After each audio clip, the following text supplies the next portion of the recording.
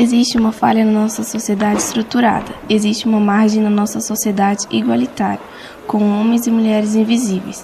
Pessoas que sobrevivem da mendicância e são vistas como não cidadãos. São vítimas da negligência aos direitos fundamentais, garantidos pela Constituição Federal e de uma cidadania superficial.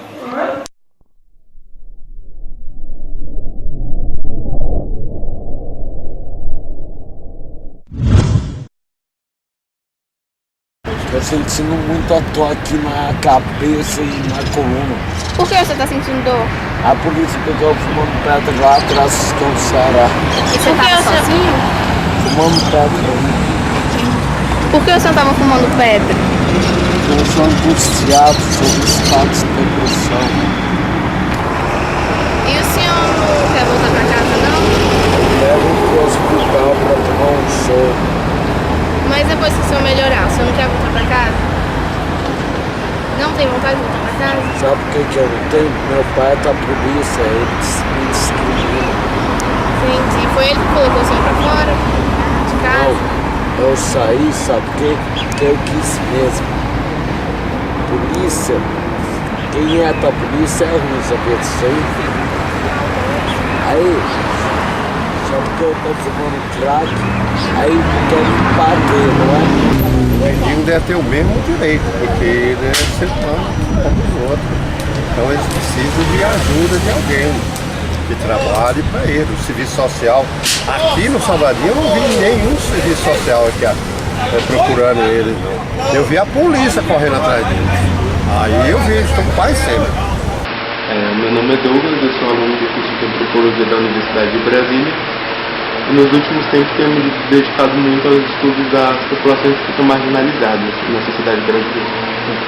É interessante perceber essa questão da marginalização como um signo, né? Então é como se a gente estabelecesse através das relações sociais um lugar para essas pessoas, né? Um lugar fixo para essas pessoas, e quando elas saem desse lugar e quando elas quebram esses paradigmas, a gente tem uma série de reações, inclusive a opressão em relação a esses grupos, né? É como se a gente fizesse uma caricatura e só conseguisse ver a violência, e não parasse de ver a violência, nesse sentido. Quando é que a sociedade brasileira se torna fundante em termos dessas estruturas sociais de desigualdade que são tão profundas? Mas a gente tem um recorte muito interessante, que é um recorte étnico, né, e os termos políticos de raça mesmo, e você percebe que a grande maioria dessa população é negra, e isso remete ao que a sociedade brasileira faz e fez com os negros, né? Desde o fim da escravidão até a exclusão, por exemplo, do mercado de terras, que vai produzir uma desigualdade crescente e que vai criar uma série de barreiras para que essa população específica não se desenvolva, inclusive, do ponto de vista educativo, do ponto de vista econômico. Então, fazendo sempre recortes, e o recorte de raça dá para você conseguir perceber que algumas estruturas realmente colocaram uma série de barreiras, inclusive barreiras políticas, para que a população de fato não saia dessa condição. O Estado brasileiro ele é extremamente etnocida, né? Principalmente em relação a essa população, que é esses dois recortes, né? Que é o recorte de classe e o recorte de raça. Se trata de um Estado extremamente etnocida, genocida, que prefere a questão das abordagens policiais e dos massacres todos que envolvem meninos de rua, demonstra bem essa questão de que, na verdade, os representantes do Estado que podem usar, nos termos weberianos, né, o monopólio legítimo da violência, realmente há um recorte de raça muito específico, um recorte de classe, né? A polícia é muito tendenciosa ao abordar pretos e pobres, né? Nesse sentido, falando bem claramente. Meu nome é José Carlos, eu sou técnico, tá, da Secretaria de Saúde e atualmente sou servidor do SAMU. Tenho 47 anos, há quase 30 na profissão. O morador de rua geralmente é um problema social, que o Estado não acolhe e que ele permanece na rua. Porque geralmente ele está viciado por algum tipo de droga ou, né, porque não tem para onde ir, não existe um abrigo, não existe um recolhimento, não existe uma instituição que recupere esse tipo de cidadão na sociedade. Por isso ele permanece. Ele se utiliza de vigiar carros, de pequenos furtos e o principal, o uso de droga, né? Quando ele se encontra numa situação extrema, nessa situação extrema ele geralmente está passando mal, que é onde o SAMU faz o recolhimento e leva ao hospital. No hospital ele vai ser atendido no pronto-socorro como qualquer um outro paciente.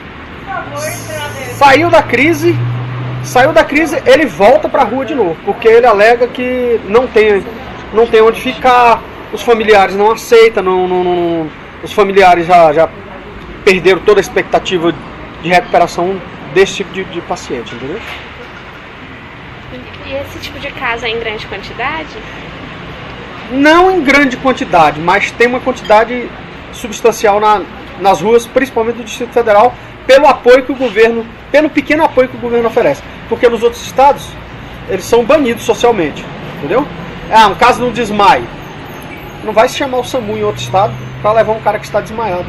Porque é um problema social e a gente ainda convive com um problema social grave, que é a não estruturação que o Estado possa oferecer a esse cidadão. Qual a sua reação quando o senhor vê um morador de rua? Eu sinto pena dele e preocupação com a gente que é do bem, né? A gente que vive trabalhando, a gente não sabe se ele vem assaltar ou vem pedir. Não está bom essa quantidade de morador de rua na rua. Parece que o governo não está agindo da forma correta, está tirando eles da rua. Não podia ter tanta gente na rua como tem. Quais são os fatores que resultam na indiferença para com os marginalizados? Primeiramente é uma educação que ela, assim, desde pequena as crianças são educadas e socializadas numa cultura que incita isso, né? Acho que isso fica muito claro quando as brincadeiras infantis, a questão do lúdico expressa bem isso, quando a mãe ameaça o filhinho.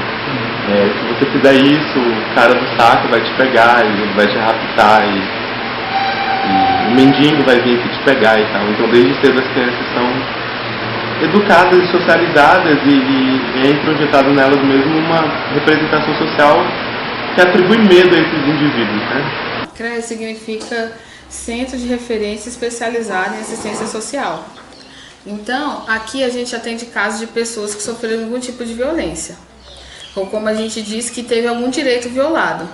Então, a gente atende casos de mulheres que sofrem violência, de crianças que sofrem um tipo de violência, abuso sexual, pessoas em situação de rua, ou idosos também é uma demanda muito grande, né, de idosos que são negligenciados, abandonados pela família.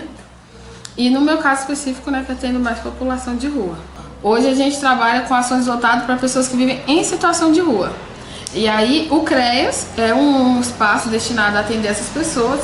E recentemente o governo lançou um projeto chamado Cidade Acolhedora, onde foram contratados mais de 100 profissionais que trabalham em equipes alternando, 12 por 36. E essas pessoas estão indo nas ruas em todas as cidades do Distrito Federal para poder alcançar. Então eles vão atender essas pessoas, tentam entender por que elas estão na rua.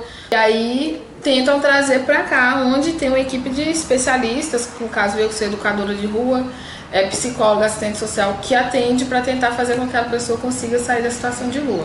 Casos de recuperação, assim, vocês passaram? Não, nós dois, quando nós estávamos sendo de recuperação, nós mexíamos com o dinheiro todo dia nós pegávamos R$100 na mão. Para uma pessoa que usava crack, para uma pessoa que fumava maconha, para uma pessoa que cheirava cocaína, tomava cachaça, fumava cigarro, R$100 na mão, não dava para ficar nós 2 dias. O que acontecia? Nós vendíamos, cheirava lá e o dinheiro na mão.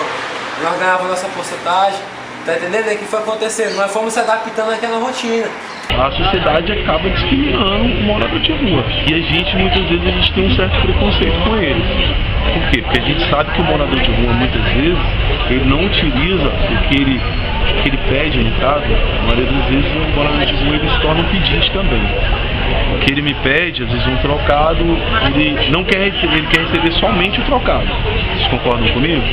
Ele recebe aquele trocado, mas não para efetivamente ele comprar um alimento. Ele usa para se trocar. Quais são as principais causas que levam as pessoas a viverem nessa situação? Então, muitos casos são de pessoas que já vivenciavam algum tipo de violência dentro de casa. Por exemplo, criança e adolescente que às vezes apanhavam dos pais ou sofreram algum tipo de abuso e aí acabavam indo para a rua. Mas uma outra grande causa também é a drogadição. Então os adultos, a maior parte dos adultos ou eram porque eram dependentes químicos ou porque são dependentes do álcool, né? E aí acabam em situação de rua. Existem casos de pessoas que conseguem se reintegrar com a sociedade? Sim, existem casos, mas assim, não são muito frequentes, né? Porque, como eu disse, é um processo a pessoa sair da situação de rua. Então, às vezes é um processo que é demorado. Mas existem casos, por exemplo, de pessoas que eram dependentes químicos, ficaram 5, 6 ou às vezes até 10 anos na rua e passaram por um tratamento e aí hoje estão trabalhando, alugaram casa, ou então pessoas que a gente consegue proximidade novamente com a família, né? E aí a família acolhe aquela pessoa. Então existe sim casos, mas ninguém sai da rua da noite pro dia. Por exemplo, não basta a pessoa ter dinheiro para sair da rua, porque ela precisa entender que aquela vivência não é mais sadia para ela. Será que a gente se esquece ou nunca chegou a saber que esse mundo é nosso quando a gente toma posse, arregaça as mangas e faz o que tem que fazer? Porque todo mundo reclama do que lê de manhã no jornal. Mesmo sem mexer um dedo, se acha no direito de se achar acima, muito acima de tudo que é mal. Não imagina ter nada com isso. Alguém, mas não nós, tem que resolver. A gente já fez nossa parte, xingando essa corja em frente à TV. Porque é que eu me encho de orgulho só porque um dia eu postei. Vocês estão vendo aqui, ó, o finalzinho das horas, quem não escuta o conselho do pai e da mãe aqui, ó. Nós estamos aqui, às vezes nós podíamos estar na cadeira, nós não temos ideia, nós estamos aqui porque existe Deus. Porque é que a gente se espanta com qualquer preconceito dos outros.